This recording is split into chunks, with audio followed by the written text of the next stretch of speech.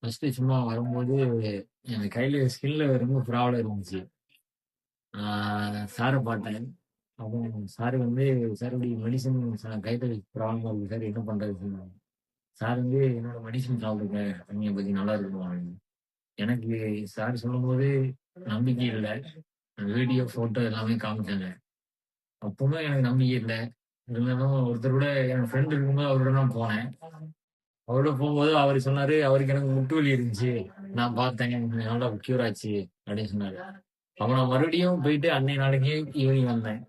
Evening வந்து சார பார்த்து, என்னோட சார் வந்து இது பிரச்சனை இல்ல சார். கை ரொம்ப இதா இருந்துச்சு. தலை ரொம்ப டென்ஷன் ஆகுது சார். ம்.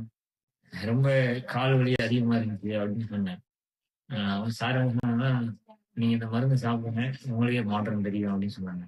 அதே மாரியே நான் ஒரு 1 மாசமா நல்லா சாப்பிட்டுருந்தேன். எனக்கு அந்த மாரி டென்ஷன் இல்ல. கொஞ்சம் மைண்ட் ரிலாக்ஸா இருக்கு. கோவம் அதிகமா வர்றதில்ல. இப்பவும் கொஞ்சம் ஓரளவு சரியாயிருச்சு. அதனால மறுபடியும் சார பார்க்கலாம். எனக்கு இந்த அளவு உடம்பு சரியானதுக்கு ரொம்ப நன்றி சார்.